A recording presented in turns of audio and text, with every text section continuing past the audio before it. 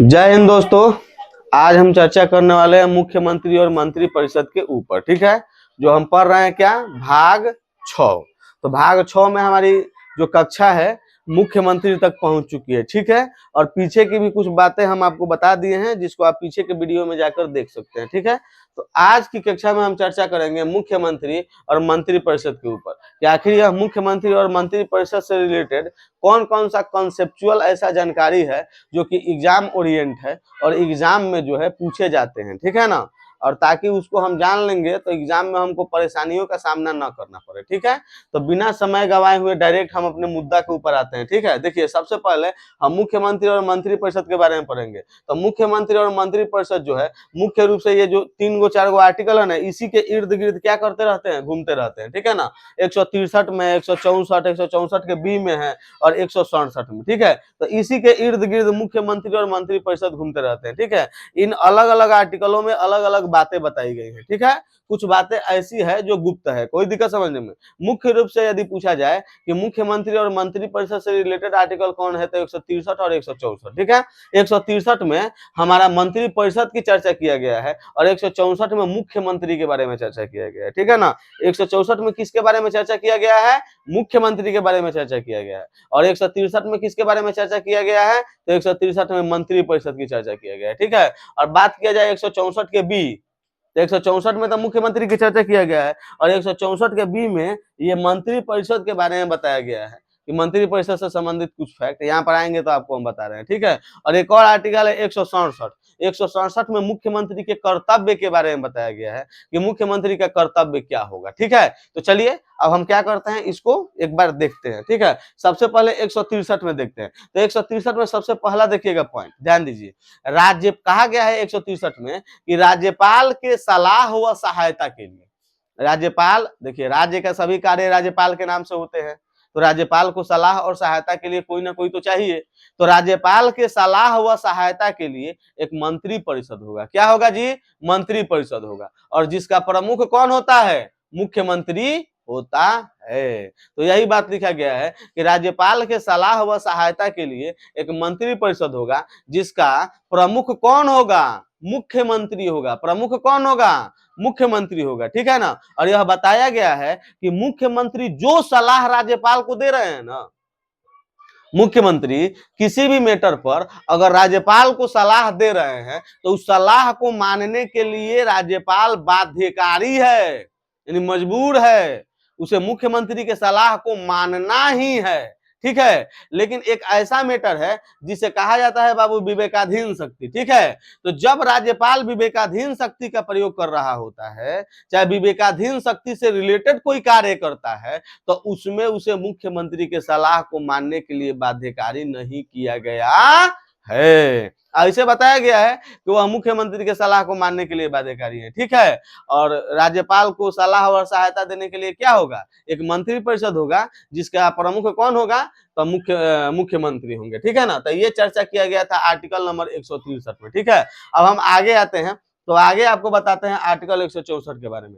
हम पहले ही बता दिए कि आर्टिकल 164 में मुख्यमंत्री के बारे में बताया गया है और मुख्यमंत्री का निर्वाचन नहीं, क्या होता है, नियुक्ति। तो आर्टिकल 164 में लिखा गया है कि मुख्यमंत्री की नियुक्ति राज्यपाल के द्वारा की जाती है। किसके द्वारा की जाती है, इसके अलावा एक और बात जान जाइए कि जब मुख्यमंत्री की नियुक्ति राज्यपाल के द्वारा की जाती है तो जितना भी मंत्री परिषद है, अच्छा मंत्री परिषद में शामिल जितना भी मंत्री लोग है ना, तो मंत्री परिषद की नियुक्ति भी राज्यपाल करते हैं, लेकिन किसके सलाह पर, तो मंत्री परिषद की नियुक्ति मुख्यमंत्री के सलाह पर राज्यपाल करते हैं। ठीक है, ऐसे मुख्यमंत्री की भी नियुक्ति कौन करते हैं, राज्यपाल करते हैं। कौन करते हैं, राज्यपाल करते हैं। यही बात बताया गया है 164 में कि मुख्यमंत्री की नियुक्ति कौन करते हैं, राज्यपाल करते हैं। अब मुख्यमंत्री के सलाह पर मंत्री परिषद के जो मंत्री हैं उनकी नियुक्ति कौन करते हैं, राज्यपाल करते हैं। ठीक है ना, तो वही बात हम आपको बताए थे थोड़ा देर पहले। ठीक है, कि मुख्यमंत्री के सलाह पर ही मंत्री परिषद के जितने भी मंत्री लोग हैं उनकी नियुक्ति कौन करते हैं, राज्यपाल करते हैं। अब यहाँ पर एक नया शब्द हमारे सामने आ गया, मंत्री। मंत्री क्या है भाई, तो ध्यान दीजिएगा, वह सदस्य जो विधानमंडल के किसी भी सदन का सदस्य हो, विधानमंडल का अगर सदस्य हो तो समझ जाइए कि वह मंत्री बन सकता है। यानी मंत्री पद की योग्यता, सबसे प्रमुख योग्यता यही है कि वह विधानमंडल का सदस्य होना चाहिए। इसके अलावा विधानमंडल का जो कैटेगरी है उसको फॉलो करना चाहिए, जैसे 25 साल उम्र उसका होना चाहिए, दिवालिया नहीं होना चाहिए, ये सब है, कोनो दिक्कत समझने में। लेकिन सबसे प्रमुख है कि विधानमंडल का सदस्य होना चाहिए। विधानमंडल का क्या होना चाहिए? सदस्य होना जरूरी है। कोनो दिक्कत समझने में किसी भी मंत्री को? अगर मान लीजिए कि वह विधानमंडल का सदस्य नहीं है तो राज्यपाल फिर भी उन्हें मंत्री बना सकते हैं, लेकिन कितना दिनों तक के लिए? अधिकतम 6 महीना के लिए। कितने दिनों के लिए? अधिकतम 6 महीना के लिए। 6 महीना के अंदर उन्हें विधानमंडल की सदस्यता लेना अनिवार्य है, चाहे वह विधानसभा से ले लें, चाहे वह विधान परिषद से ले लें। कोनो दिक्कत समझने में? अब आगे आते हैं, ठीक है। तो ये तो हो गया मंत्री की योग्यता। अब देख रहे हैं हम लोग मंत्री परिषद के बारे में, ठीक है। तो ध्यान दीजिएगा, मंत्री परिषद के बारे में बताया गया है कि मंत्री परिषद की जो अधिकतम संख्या है ना, वह विधानसभा के कुल संख्या से के 15% से अधिक नहीं होना चाहिए, ठीक है। यानी मंत्री परिषद के अधिकतम संख्या विधानसभा के कुल संख्या के 15% से अधिक नहीं होना चाहिए। और यह बात बताया गया 91वां संविधान संशोधन 2003 के तहत, ठीक है। तो 91वां संविधान संशोधन 2003 के तहत बताया गया है कि मंत्री परिषद का आकार 15% से अधिक नहीं होगा। कोनो दिक्कत समझने में? एक और बात बताया गया है कि राज्य में कम से कम कितने मंत्री लोग होंगे? 12 मंत्री हो सकते हैं। कम से कम कितने मंत्री परिषद होगा? 12 मंत्री परिषद होगा। कम से कम कितने मंत्री परिषद? 12। अब ध्यान दीजिएगा, ये जो मंत्री परिषद आया है, मंत्री शब्द आया है, तो मंत्री में एक चीज समझिएगा, ध्यान दीजिएगा, ये बताया गया है ना बाबू, 4 गो राज्य का जिक्र किया गया। कौन कौन? तो सबसे पहले ऊपर है झारखंड, उसका नीचे इधर मध्य प्रदेश, इससे अलग हुआ था छत्तीसगढ़, और ओकरा बगल में कौन है? उड़ीसा। ये 4 ऐसे राज्य हैं। कौन कौन? झारखंड, मध्य प्रदेश, छत्तीसगढ़ और उड़ीसा। ये 4 राज्य के बारे में बतलाया गया है कि ये 4 ऐसे राज्य हैं जिसमें एक जनजाति मंत्री का होना आवश्यक है।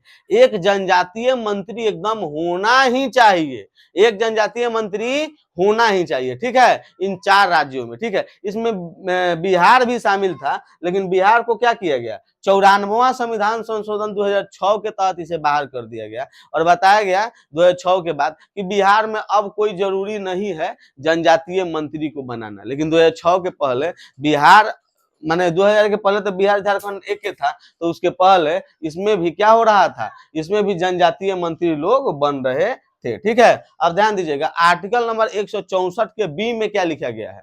आर्टिकल 164 के बी में लिखा गया है, ध्यान दीजिए, 164 में तो मुख्यमंत्री है, ठीक है। तो 164 के बी में लिखा गया है कि ये जो मंत्री परिषद है ना, मंत्री परिषद, यह व्यक्तिगत तौर पर राज्यपाल के प्रति जवाबदेही होगा, ठीक है ना। व्यक्तिगत तौर पर किसके प्रति जवाबदेह होगा? राज्यपाल के प्रति। लेकिन अगर सामूहिक तौर पर पूछा जाए कि मंत्री परिषद सामूहिक तौर पर किसके प्रति जवाबदेह होता है, तो सामूहिक तौर पर यह विधानसभा के प्रति जवाबदेह होता है। यही बात लिखा गया है आर्टिकल 164 के बी में। अब हमारे सामने एगो है आर्टिकल 167, ठीक है। 167 में मुख्यमंत्री के कर्तव्य के बारे में बताया गया है, ठीक है ना। और यह बताया गया है मुख्यमंत्री के कर्तव्य को लेकर कि राज्य के जितने भी कार्य हो रहे हैं उसका सूचना उन्हें किनको देना है? राज्यपाल को देना है। यही हमारा मुख्यमंत्री का क्या होता है? कर्तव्य होता है, ठीक है, कि राज्य के सभी कार्यों की सूचना किसको देंगे? वो राज्यपाल को देंगे, ठीक है ना। आप लोग अब क्या कीजिए कि इसका एक स्क्रीनशॉट ले लीजिए। देखिए, जितना भी वीडियो हम पीछे भी अपलोड किए हैं उसका स्क्रीनशॉट ले लीजिएगा, ताकि बाद में लिखने में आपको सुविधा होगा।